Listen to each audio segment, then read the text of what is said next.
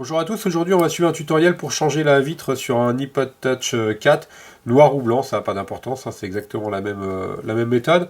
Donc pour mener à bien cette opération, on a besoin d'un kit d'outils pour iPod, donc ça en vente sur le site internet, avec notamment un levier pour extraire l'écran, on va voir ça un petit peu plus tard, et un tournevis cruciforme. Et je vous conseille également d'utiliser un iSesamo, ça en vente séparément sur le site internet, mais vous allez voir pour l'ouverture, nous on va utiliser cet outil-là, l'iSesamo, et pas le levier, c'est plus simple. Donc voilà, c'est un outil qui est en vente séparément, en plus du pack d'ouverture, mais vous pouvez très bien le réaliser également avec le pack d'ouverture d'iPhone, iPod, mais c'est un tout petit peu plus difficile. Concrètement, l'écran sur un iPod Touch 4 se présente de la façon suivante. Donc vous avez le LCD et le tactile qui sont collés ensemble en usine, donc vous ne pouvez pas changer l'un sans l'autre, c'est pas possible. La méthode de démontage, elle est assez particulière, il va falloir utiliser soit un sèche-cheveux ou un décapeur thermique, donc on va voir ça un petit peu plus loin dans la vidéo, pour chauffer l'écran qui est collé sur le châssis. Donc vous retrouvez tous ces éléments en vente sur notre site www.brico-phone.com et vous bénéficiez de 10% de remise avec le code YouTube. Donc vous retrouverez les liens vers les produits en question, donc que ce soit les écrans noirs ou blancs, et le pack d'outils directement en lien en commentaire de la vidéo que vous êtes en train de visionner. A noter qu'on a également publié sur le site internet dans la rubrique tutoriel, vous pouvez le télécharger pour l'imprimer ensuite, un plan pour tout simplement positionner les vis, car les vis sur l'iPod Touch 4 ne sont pas les mêmes d'un endroit à un autre. Donc voilà, pour s'y retrouver, vous reposez simplement, vous téléchargez le patron, vous l'imprimez, et vous reposez simplement les vis qui sont prévues à leur bon emplacement sur le patron. Voilà, donc ça tient sur une feuille A4, et c'est dispo dans la rubrique tutoriel. Donc, comme indiqué précédemment, la vitre de l'iPod Touch 4 est collée sur le châssis, donc en haut et en bas, donc dans la partie noire. Il nous reste juste à la décoller en utilisant un décapeur thermique ou un sèche-cheveux. Alors pour le décapeur thermique, je vous conseille de ne pas dépasser les 60-70 degrés. Pour un sèche-cheveux, vous le mettez en position normale. Donc on va commencer par la partie basse, donc à côté du bouton Home. Et on va passer environ une vingtaine ou une trentaine de secondes au décapeur thermique ou au sèche-cheveux en faisant des mouvements circulaires. Alors attention, on va surtout ne pas trop chauffer non plus trop longtemps, c'est juste pour décoller hein, la vitre du châssis. Donc elle doit pas être non plus brûlante. Voilà, donc c'est on va passer environ une minute, 30 secondes. Et ensuite, vous allez voir, on va la décoller. Donc si vous n'arrivez pas à la décoller sur l'étape d'après, tout simplement, vous pouvez la réchauffer un tout petit peu. Ouais. Donc on ne le passe pas sur l'écran LCD, hein, juste sur la partie basse et sur la partie haute. On va commencer par la partie basse, on va prendre l'outil d'ouverture, donc le iSesamo, et on va le mettre entre le joint et la vitre. Surtout pas entre le joint et le rebord métallique, et la partie métallique de l'iPod. Voilà, et on passe tout simplement. Et après on fait levier. Vous pouvez passer au niveau du bouton Home, hein, le bouton Home est collé sur le châssis, et après on va la décoller tout doucement en faisant levier.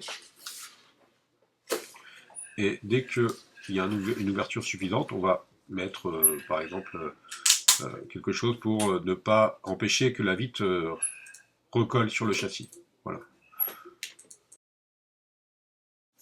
On va procéder de la même façon pour la partie haute de l'iPod Touch, donc on va le chauffer avec des mouvements circulaires. Alors il faut faire attention à une chose sur la partie haute, c'est que vous avez le connecteur Wi-Fi qui est légèrement collé sur la vitre, sur la partie qui est en haut à gauche de l'écran. Donc on va commencer par décoller la partie qui est tout simplement à droite. Donc une fois qu'on a suffisamment chauffé, on va prendre l'outil d'iSesamo. Comme tout à l'heure, on le met entre le joint et la vitre, hein, surtout pas entre le joint et la coque arrière. Et on va décoller à partir du haut droite jusqu'à la caméra frontale. Voilà.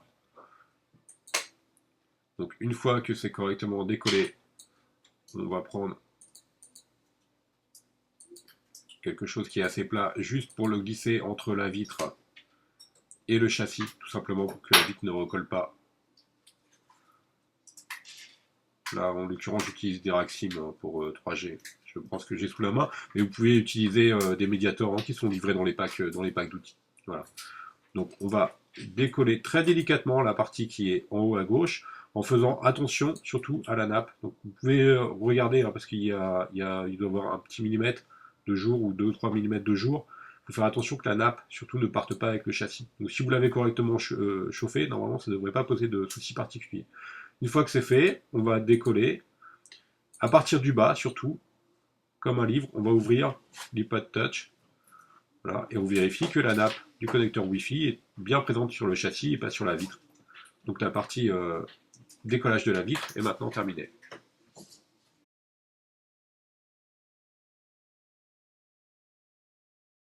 Dans cette étape, on va simplement dévisser les vis qui sont présentes sur la partie métallique. Donc en tout, il y a 8 vis pour pouvoir les positionner, puisqu'il y a 4 sortes de vis différentes. Je vous invite à télécharger le patron qui est sur le site. On va commencer par la première vis qui est en haut à gauche, indiquée sur votre patron vert clair.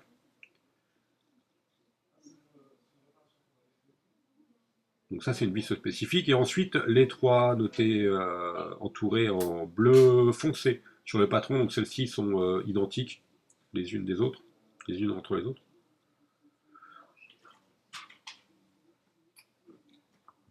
Donc la première, la deuxième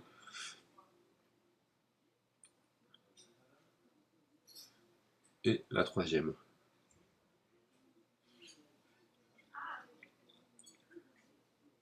Enfin la jaune qui est en haut à droite.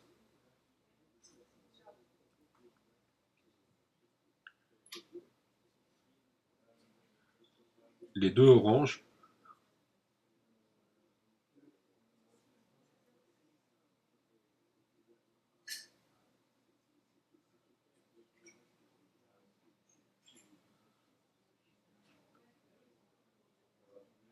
Et pour finir, la rouge.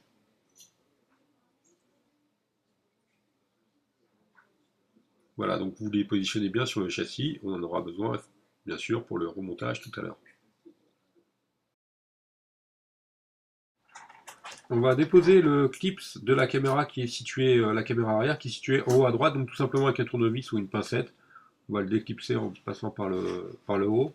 Alors attention parce qu'il y a une fâcheuse tendance à sauter, là il a sauté.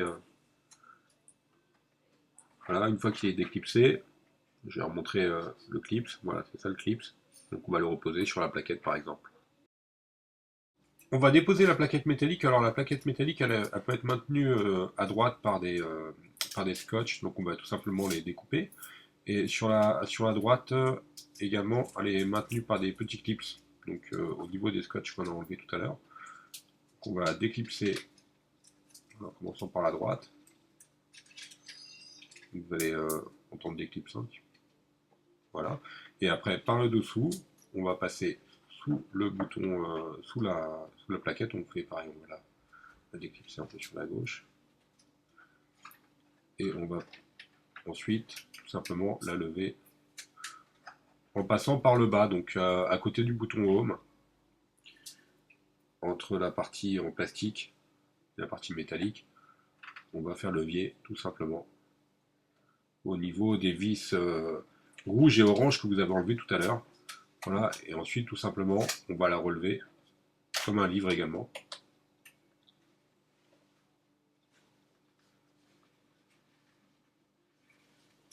Alors elle peut être encore légèrement maintenue, parce qu'il y a une petite partie cuivrée qui est sur la caméra, donc on va décoller cette partie cuivrée qui est sur la caméra, voilà, avec un cutter ou une autre partie. On décolle cette partie cuivrée de la caméra et ensuite la plaquette métallique est déposée. On va maintenant préparer la carte mère pour tout à l'heure. Donc on va juste déclipser la caméra qui est en haut à droite, donc du haut vers le bas, voilà, on la déclipse tout simplement. Et ensuite on va enlever les trois vis qui sont notées sur votre plaquette sur la deuxième photo, en deux oranges foncées et une orange un peu plus claire. On va bien sûr reposer sur la plaquette.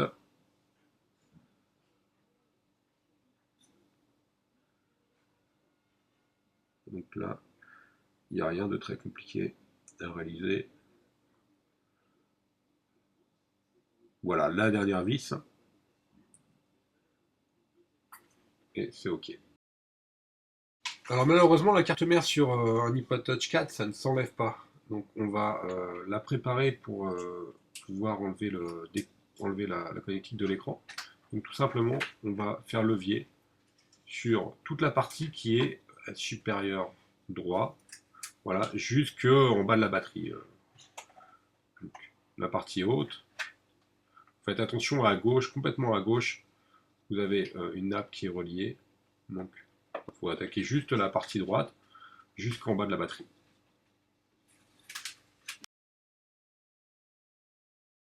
On va enlever la partie, enfin décoller la partie bronze, donc une feuille en bronze qui est sur le connecteur du LCD. Voilà, donc on va le décoller.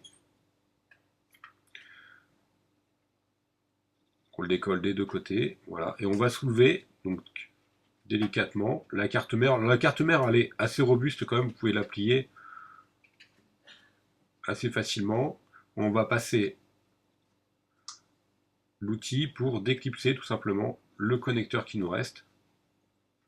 On travaille un petit peu à l'aveugle, hein, parce que là, ça se passe sous la carte mère en fait, et on va déclipser tout simplement le connecteur du LCD. Et on va décoller la partie cuivrée, si éventuellement il nous reste une petite partie cuivrée sur la carte mère. Voilà, on le décolle pour dégager l'ensemble du bloc écran. Après on va tirer délicatement. Voilà, c'est ok, on a dégagé l'écran. On est à la moitié. Comme vous avez pu le voir sur la vidéo, mon écran d'origine n'était pas cassé, donc moi pour la vidéo, exclusivement, je vais reprendre mon écran d'origine, mais il faut savoir qu'il y a deux ou trois choses à changer et à récupérer sur votre ancien écran pour mettre sur le nouveau, donc l'écran neuf que vous allez changer. Donc on va voir ça tout de suite. Les éléments récupérés tout simplement. Donc déjà la partie cuivrée que vous allez mettre sur votre ancienne languette, et ensuite la petite plaquette métallique qui est en haut à gauche que vous allez remettre sur le nouvel écran, et enfin le bouton Home qui est tout simplement à décoller, à recoller sur le nouvel écran. On va passer à la partie remontage. Alors la partie remontage, la seule étape qui voilà, la plus compliquée, voilà, c'est de reclipser tout simplement le connecteur de l'écran sur la carte mère, parce qu'il faut le faire un petit peu à l'aveugle. Alors il ne faut pas hésiter à plier la nappe de la carte mère. Elle est relativement résistante. Voilà, donc là elle est clipsée. Il faut bien vérifier qu'elle soit bien clipsée. Voilà, il faut bien, surtout vérifier. Après, vous remettez en place les connecteurs bronze, enfin le petit papier bronze qui entourait le connecteur. Alors, pour cette étape-là, vous n'hésitez pas, voilà, vous pouvez plier la carte mère, bon, pas trop, hein, pas au-delà d'un centimètre. Et c'est vrai que c'est la partie la plus délicate, c'est de reconnecter le connecteur du LCD à l'aveugle, hein, parce que vous le reconnectez sous la carte mère. Alors, on n'est pas obligé d'entourer toute la partie bronze. Là, c'est OK.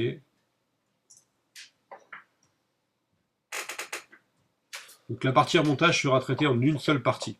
On va tout faire d'affilée. Pour gagner un petit peu de temps. Une fois que c'est OK, on va reclipser la caméra qui est donc en haut à droite, tout simplement. On reclipse la caméra avant également. On la positionne correctement.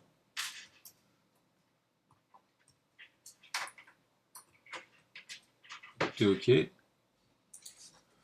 On vérifie que la nappe de l'écran LCD ne fasse pas de coude sous la carte mère. Maintenant, on va reprendre la plaquette et revisser simplement la plaquette métallique. Donc avec les vis qu'on a enlevées tout à l'heure.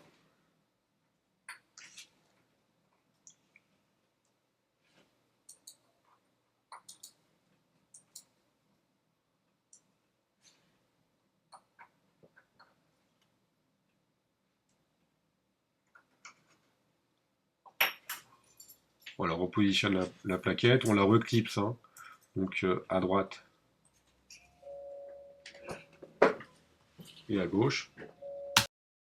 Donc on va passer en accéléré toute la partie revissage, hein, parce qu'il n'y a pas beaucoup d'intérêt, vous l'avez dévissé tout à l'heure, donc vous voyez bien où sont les vis, et il y en a 3 dans une première partie, et 8 ensuite, donc tout simplement vous revissez toutes les vis. Je passe vraiment en accéléré sur cette partie-là. ça présente pas beaucoup d'intérêt au niveau du remontage, vous pouvez pas vous tromper. Donc je répète, hein, 3 en haut, donc sur la deuxième partie de la plaquette, et ensuite les 8 du bas. Donc une fois qu'on a fait cette étape-là, donc de revissage, on va simplement nettoyer autour du bouton Home et repositionner le sticker du bas. Donc moi je le fais pas sur la vidéo parce que je reprends mes anciens stickers d'origine qui étaient OK. Et on va faire la même chose également sur le haut, on va nettoyer les anciens stickers pour repositionner les stickers qui sont livrés avec la vitre en haut. Voilà, donc moi, sur la vidéo c'est OK. On va reclipser le clips de la caméra simplement. On peut utiliser un levier pour bien le reclipser.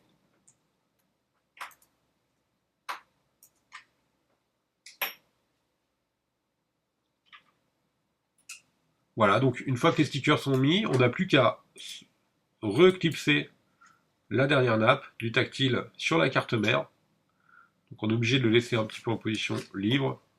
On va bien faire attention qu'il n'y ait aucune des nappes qui fasse un coude.